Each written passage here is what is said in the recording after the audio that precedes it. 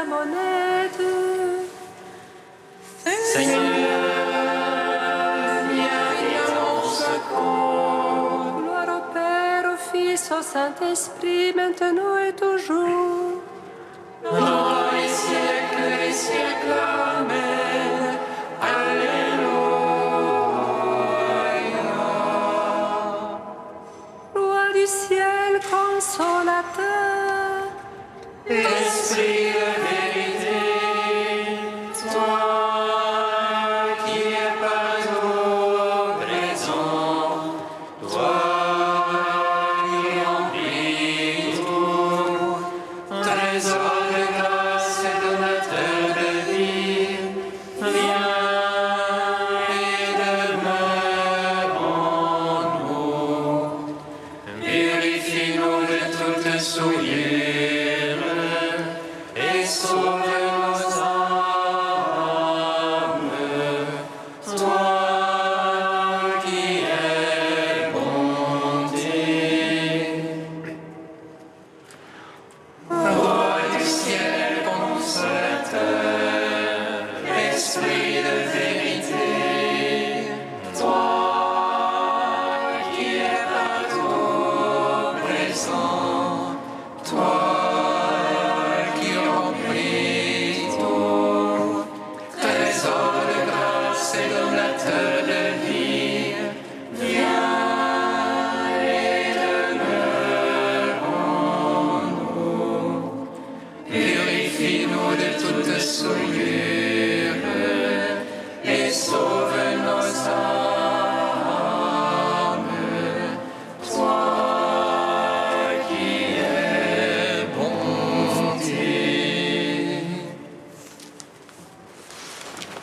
Lorsque tu es descendu vers la mort immortelle, vie, L'enfer est menacé par la splendeur de ta divinité. Et lorsque tu ressuscitas les morts qui gisaient au fond du tombeau, tous les anges dans les cieux se mirent à chanter.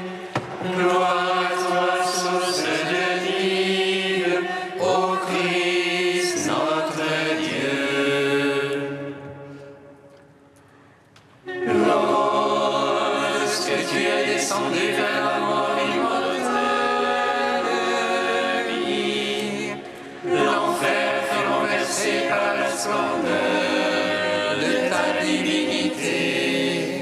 Et lorsque tu ressuscitas les morts qui gisaient au fond du tombeau, tous les anges dans les cieux se mirent à chanter. Gloire à toi, source de vie, ô Christ notre Dieu. Lorsque tu es descendu vers la mort immortelle, vie, l'enfer fut renversé par la splendeur de ta divinité. Et lorsque tu ressuscitas les morts qui gisaient au fond du tombeau, tous les anges dans les cieux se mirent à chanter. Gloire à toi, source de vie, ô Christ notre Dieu. Psaume 118, strophe 15.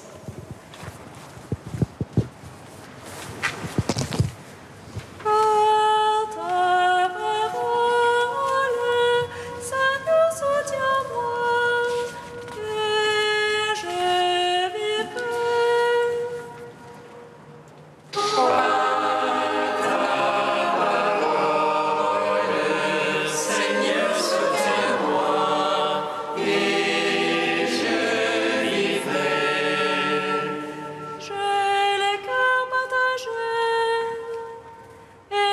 règle ta loi. Toi, mon abri, mon bouclier, j'espère en ta parole. De moi détournez-vous méchants. Je veux garder l'ordre de Dieu. Sois mon soutien selon ta promesse et je vivrai. Ne fais pas honte à mon attente. Sois mon appui, je serai sauvé. Tenant les yeux sur tes volontés. Tu renverses tous ceux qui sortent de tes volontés. Mensonge est leur calcul. Tu ôtes comme une rouille à tous les avis. Aussi j'aime ton témoignage. De ton effroi tremble ma chair. Je crains sous tes jugements. Gloire au Père, au Fils, au Saint-Esprit. Pour les siècles des siècles, Amen.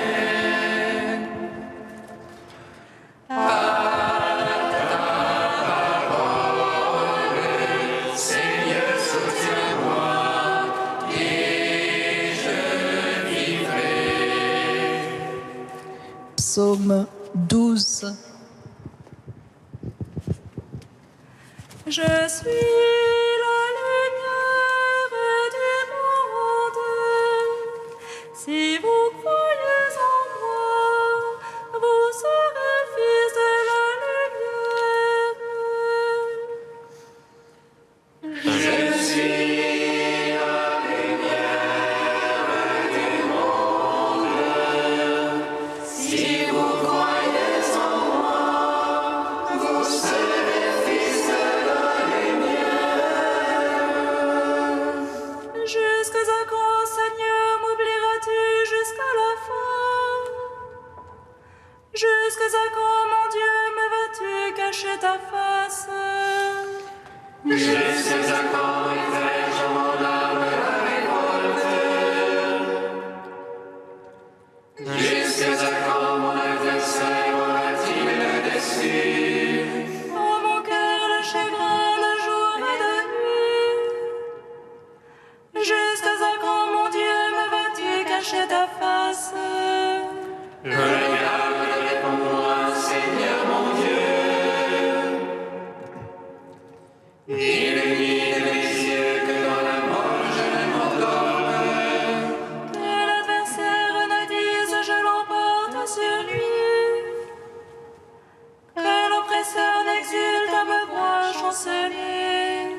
Pour moi, Seigneur, en ton amour je me confie. Que mon cœur exulte admirant ton salut. Que je chante au Seigneur pour le bien qu'il m'a fait.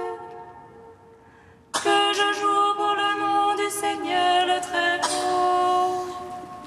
Gloire au Père, au Fils, au Saint-Esprit.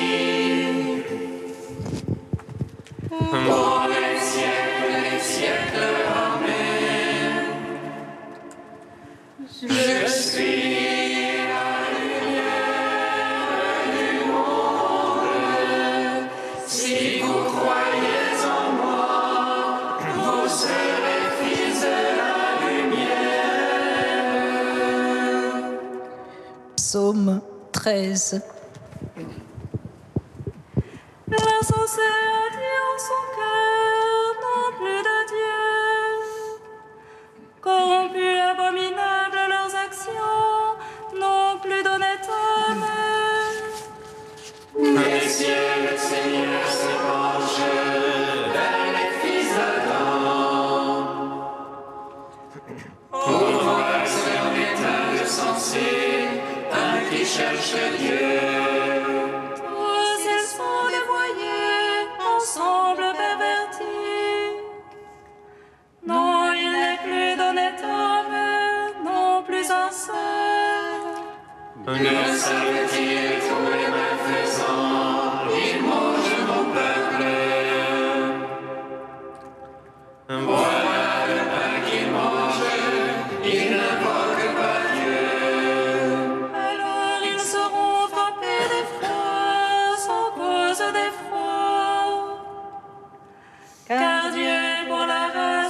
justes, le Seigneur est son abri. Vous bafouez l'Église des petits, mais le Seigneur est son abri. Qui donnera de Sion le salut d'Israël? Le Seigneur amènera son peuple. Lorsque le Seigneur amènera son peuple, allégresse Jacob et joie pour Israël. Gloire au Père, au Fils, au Saint-Esprit, pour les siècles des siècles. Amen. Je suis la lumière du monde. Si vous croyez en moi, vous serez fils de la lumière. Cantique de l'Ecclésiastique 39, page 268. Écoutez-moi, mes enfants, et grandissez, comme la rose plantée au bord de l'eau. Comme l'encens exhalait une bonne odeur, fleurissez comme le lys.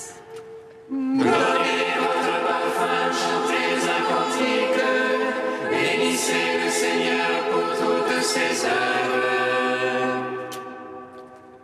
Magnifiez son nom par vos chants, sur vos cithales publiez ses louanges.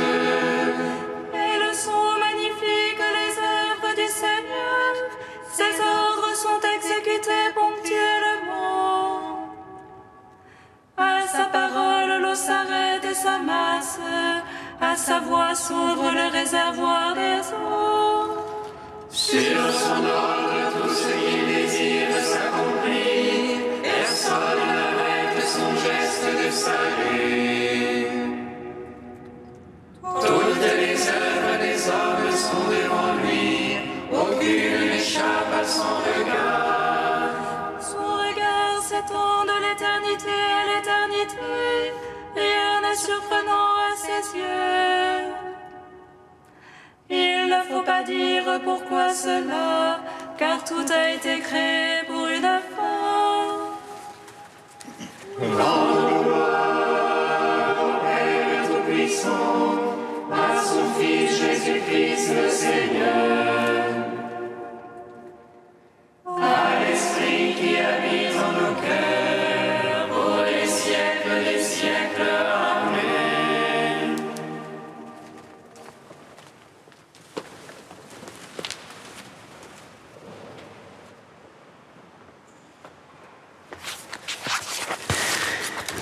De Monseigneur Marc Stenger, Sauver toute la création. La crise écologique introduit une nouveauté radicale dans la manière de penser notre vivre ensemble. Nous devons prendre conscience du caractère non durable de notre modèle de développement actuel et du fait que sa poursuite met gravement en danger les possibilités de vie des générations futures. Ceci est un constat que tout homme raisonnable, les chrétiens aussi, peut et doit faire. Il ne s'agit pas seulement de changer nos habitudes. Bien sûr, la situation appelle que nous modifions nos comportements quotidiens et ce ne sera certainement pas facile. Mais ce qui est en jeu, c'est plus que cela. C'est la conception même que nous avons de ce que Aristote appelait une vie bonne. Pas seulement les conditions matérielles d'une vie bonne, mais le projet de vie et de société qui détermine cette vie bonne. Là où il y a un rendez-vous entre la foi chrétienne et l'écologie, c'est précisément sur la conception de cette vie bonne. D'une part, nous sommes interpellés par les souffrances générées par la crise écologique, celles d'aujourd'hui et celles qui vont être provoquées dans l'avenir, et d'autre part, nous sommes questionnés sur l'action que nous devons entreprendre pour aller à la rencontre de ces souffrances. Nous sommes concernés par la recherche de sens, face à cette situation nouvelle à laquelle l'humanité est confrontée. Enfin, nous sommes appelés à un engagement qui donne de l'espérance.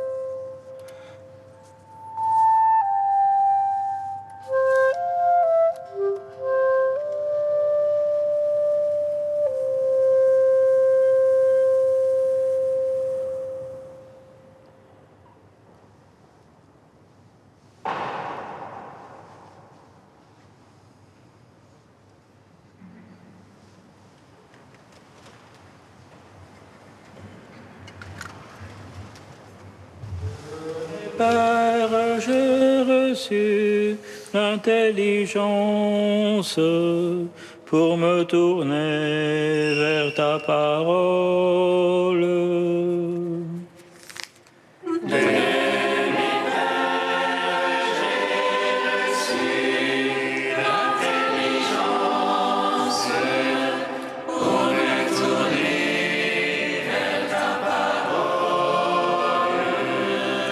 Toute écriture est inspirée de Dieu, utile pour enseigner, réfuter, redresser, former à la justice.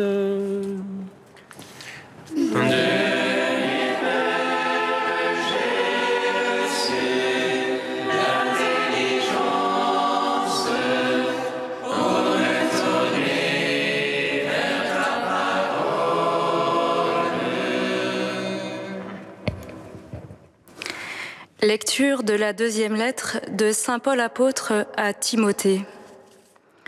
Bien-aimé, demeure ferme dans ce que tu as appris. De cela tu as acquis la certitude, sachant bien de qui tu l'as appris. Depuis ton plus jeune âge, tu connais les saintes Écritures. Elles ont le pouvoir de te communiquer la sagesse, en vue du salut par la foi que nous avons en Jésus-Christ. Toute l'Écriture est inspirée par Dieu. Elle est utile pour enseigner, dénoncer le mal, redresser, éduquer dans la justice. Grâce à elle, l'homme de Dieu sera accompli, équipé pour faire toutes sortes de biens. Gloire au Dieu vivant, gloire à toi.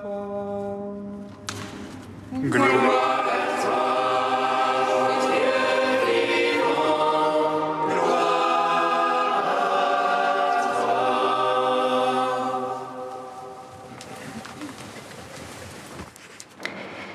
Et comment pourrais-je comprendre ce que je lis si personne ne me guide. Demandait l'eunuque au diacre Philippe sur la route déserte qui descend de Jérusalem à Gaza. Nous le savons d'expérience, en effet, l'Écriture sainte est un monde dans lequel nous ne saurions rentrer sans y être introduits. Introduits, certes, et en premier lieu par l'Esprit Saint, puisque, nous redit Paul aujourd'hui, toute l'Écriture est inspirée par Dieu. Sans l'Esprit Saint, il est bien clair que l'Écriture resterait pour nous lettre morte. Mais il se trouve que ce Dieu a voulu parler homme aux hommes, selon le mot de Paul Beauchamp, jusqu'à se faire homme lui-même. Si bien que ce sera à travers des mots humains, prononcés, explicités, commentés par des bouches humaines à nos oreilles humaines, que doit parvenir jusqu'à nous la révélation que Dieu fait de lui-même dans ses Écritures. Tu sais de qui tu as appris, rappelle Paul à Timothée, avant de l'inviter à son tour à enseigner, éduquer. Chaque croyant se trouve donc, comme le jeune disciple de Paul, pris dans une chaîne de transmission par laquelle se communique la sagesse de Dieu, pour qu'ainsi le salut en Jésus-Christ parvienne à tous les hommes. Et bien sûr, de cette chaîne de transmission, Saint Jérôme, que nous fêtons en ce jour, constitue un éminent maillon, lui qui a consacré toute sa vie à l'étude des Écritures. Pouvons-nous en dire davantage sur la façon dont s'opère cette transmission ? Si nous regardons plus précisément ce que Paul dit aujourd'hui de l'Écriture, nous voyons qu'elle opère un double travail d'édification. Celui du croyant, qui se trouve grâce à elle littéralement préparé et bien ajusté. Celui de la communauté entière, par la suite, qui se trouve par elle exhorté, enseigné, éduqué. Que saint Jérôme, ici, ne m'en tienne pas rigueur. C'est du côté d'Origène, le maillon précédent de la chaîne de transmission, avec lequel il entretient d'ailleurs un rapport conflictuel de filiation, que nous trouvons une image parlante pour illustrer ce double processus. Commentant le premier chapitre de la Genèse, Origène relève que les arbres à fruits, créés par Dieu le troisième jour, portent en eux-mêmes leur propre semence, c'est-à-dire le principe de transmission de ce qu'ils sont. Il compare alors le croyant à cette bonne terre qui accueille la semence de la parole de Dieu, contenue dans les Écritures, jusqu'à apporter du fruit, un fruit qui, à son tour, contiendra de nouvelles graines, appelées à pousser dans d'autres terres. Ce fruit, qui pour Origène est celui des bonnes œuvres et des vertus, n'est-il pas plus profondément la vie même du croyant ? S'exposant jour après jour à ces Écritures, en un long travail de maturation, peu à peu transformé, édifié par la sagesse de Dieu, donnant du fruit en son temps, porteuse pour les autres d'une semence de vie, capable de faire grandir à son tour d'autres existences. Frères et sœurs, si nous sommes ici aujourd'hui, c'est que d'autres, avant nous, ont été pour nous les maillons de cette grande chaîne de transmission, par laquelle l'Écriture sainte est devenue pour nous parole vivante de notre Dieu.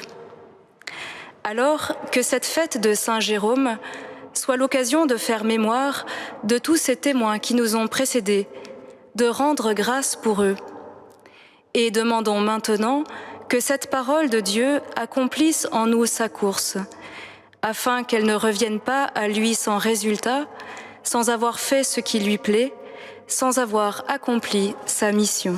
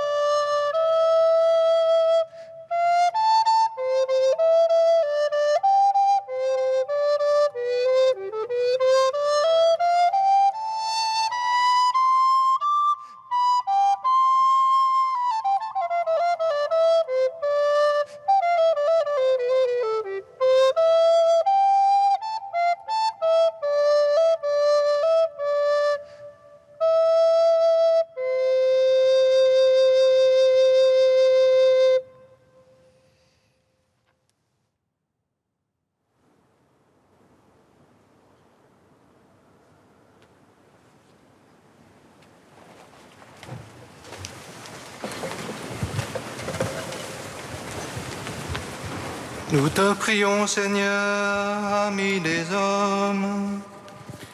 Nous te prions, Seigneur, ami des hommes. Seigneur, nous te prions pour tous les étudiants et enseignants qui ont repris le chemin de l'école. Sois leur soutien durant cette année et forme-les à ton école.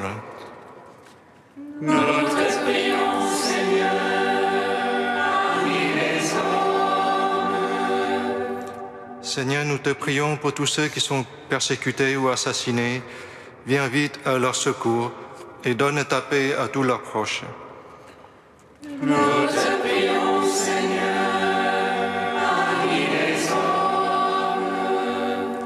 Seigneur, nous te prions pour tous nos jeunes, afin qu'ils sachent chercher et trouver leur vocation et répondre avec courage à ton appel. Nous te prions, Seigneur, ami des hommes. Tu es saint Dieu, tu es saint fort, saint immortel, prends pitié de nous. Tu es saint Dieu, tu es saint fort, saint immortel, prends pitié de nous. Tu es saint Dieu, tu es saint fort, saint immortel, prends pitié de nous. Gloire au Père et au Fils et au Saint-Esprit, maintenant et toujours et dans les siècles des siècles. Amen. Saint immortel, prends pitié de nous. Tu es saint Dieu, tu es saint fort, saint immortel, prends pitié de nous. Comme nous l'avons appris du Sauveur et selon son commandement, nous osons dire: Notre Père, qui es aux cieux, que ton nom soit sanctifié, que ton règne vienne, que ta volonté soit faite sur la terre comme au ciel. Donne-nous aujourd'hui notre pain de ce jour. Pardonne-nous nos offenses, comme nous pardonnons aussi à ceux qui nous ont offensés. Et ne nous laisse pas entrer en tentation, mais délivre-nous du mal. Car c'est à toi qu'appartiennent le règne, la puissance et la gloire pour les siècles des siècles. Amen.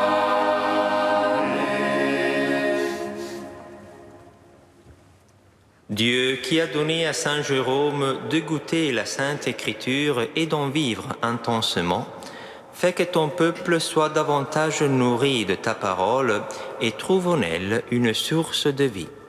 Par Jésus-Christ, ton Fils, notre Seigneur et notre Dieu, qui règne avec toi et le Saint-Esprit, maintenant et pour les siècles des siècles. Bénissons le Seigneur.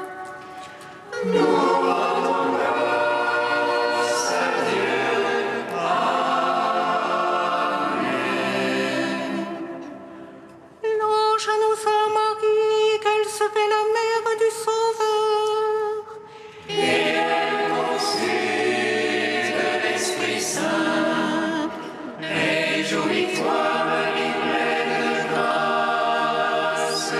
Seigneur est avec toi. Tu es bénie entre les femmes et Jésus, le fruit de ton sein, est béni. Voici la servante du Seigneur. Qu'il me soit fait selon ta parole. Réjouis-toi, Marie pleine de grâce, le Seigneur est avec toi. Tu es bénie entre les femmes et Jésus, le fruit de ton sein, est béni. Et le Verbe s'est fait chair. Et il a demeuré parmi nous. Réjouis-toi, Marie pleine de grâce, le Seigneur est avec toi. Tu es bénie entre les femmes et Jésus, le fruit de ton sein, est béni. Prie pour nous, Sainte Mère de Dieu. Afin que nous soyons rendus dignes des promesses du Christ.